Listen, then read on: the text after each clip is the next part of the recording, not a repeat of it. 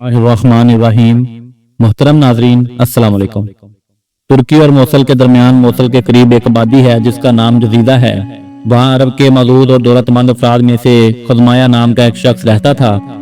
وہ اپنے زمانے کا تقریباً حاکم تھا، دولت مند اور ایسا کرم نفیس تھا کہ ہمیشہ اس کے گھر کا دروازہ کھلا رہتا تھا۔ ہر طرف سے فقراء اور مسکین آ کر جمع ہوتے تھے، شاعرہ بھی آتے تھے اور سب ہی کی اس کی بخشش اور نام کرام سے فیاضاب ہوتے تھے۔ اس نے برسوں اپنی زندگی سخاوت میں گزاری تھی، یہاں تک کہ ایک ایسا وقت آیا کہ زمانہ اس سے روٹھ گیا۔ مسلط خداوندی یہی تھی کہ بیکار ہو جائے، اس کا سارا مملوک اور اقتدار ختم ہو گیا اور اس کا ہاتھ بالکل خالی ہو گیا۔ نوبت جہاں تک پہنچی کوئی شخص اسے قرض بھی نہیں دیتا تھا۔ یہ دوسری سخت مصیبت تھی کہ کوئی اسے قرض دینے پر بھی تیار نہ تھا۔ مجبورہ وہ اپنے گھر میں گوشہ نشین ہو گیا اور گھر میں جو کچھ اثاثر فروش وغیرہ تھا اسے بیچنا شروع کر دیا۔ اس طرح اپنی زندگی بسر کرنے لگا۔ انسان کے لیے یہ کتنی سخت منزل ہے کہ جس کا دروازہ ہمیشہ حاجت مندوں کی حاجت روائی کے لیے کھلا رہا ہو، وہ اپنا دروازہ بند کر کے بیٹھ جائے اور گھر کا سامان فروخت کر کے کھانے پینے کا انتظام کرے۔ انہی ایام میں اس جزیرہ کے حاکم اکرمہ نے ایک روز اپنی مجلس میں دریافت کیا کہ خزیمہ کس حال میں ہے۔ میں نے کہا مدد، اسے نہیں دیکھا۔ لوگوں نے کہا حضور آپ اس بیچارے کا حال کیا جانے، اس کی عزت خاک میں مل گئی، اس کا مال ہاتھ سے جاتا رہا اور اب وہ فقیر ہو کر گوشہ نشین ہے اور گھر کی چیزیں بیچ کر کام چلا رہا ہے، وہ بالکل تہی دست ہو چکا ہے۔ اکرمہ کو سخت صدمہ ہوا اور اس پر رکت طاری ہو گئی۔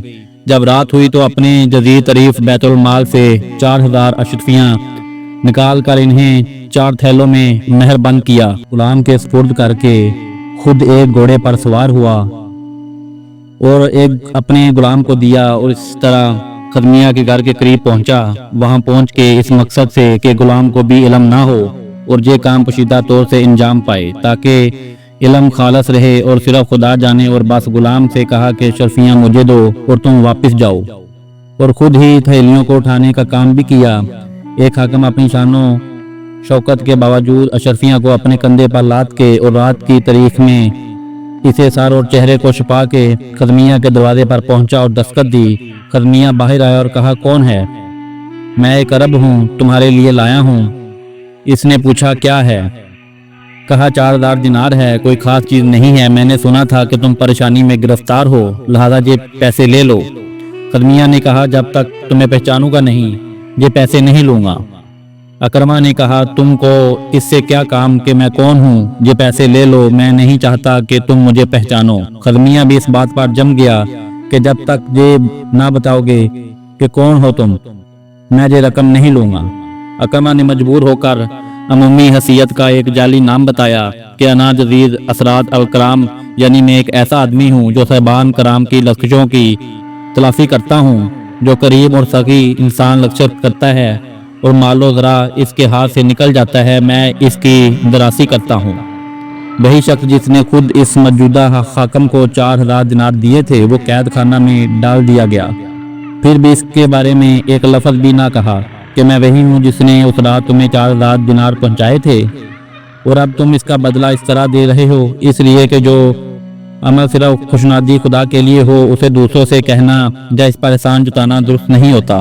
اکرمہ کو قید کرنے میں کوئی نتیجہ نہیں نکلا کیونکہ اس کے پاس ادا کرنے کے لیے کچھ تھا ہی نہیں۔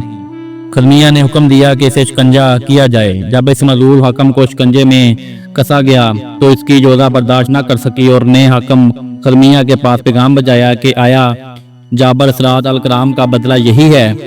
صرف اس قدر سننے کے بعد خزمیہ فوراً خود ہی قید خانے میں پہنچا، اکرمہ کے قدموں پر گر کے معذرت شروع کی اور پاؤں بڑھاتے ہوئے کہا کہ اپنے پاؤں کی زنجیریں میرے پاؤں میں باندھ دو۔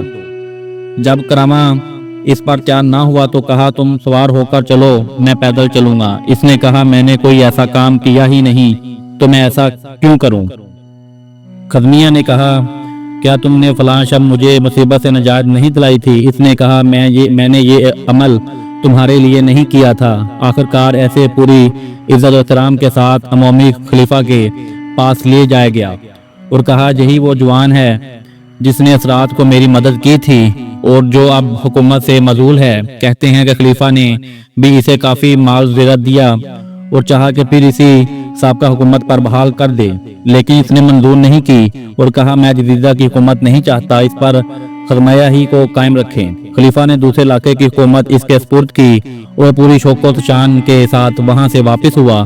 بے شک جو عمل خاص اللہ تعالیٰ کی ذات کو راضی کرنے کے لیے کیا جائے تو اللہ تعالیٰ اس کا بہترین بدلہ دیتا ہے۔ امید کرتا ہوں آپ کو آج کی ہماری ویڈیو اچھی لگی ہوگی۔ اگر آپ کو ہماری ویڈیو اچھی لگی ہو تو ویڈیو کو لائک کریں اور مزید اس طرح کی ویڈیو دیکھنے کے لیے ہمارا چینل سبسکرائب کریں۔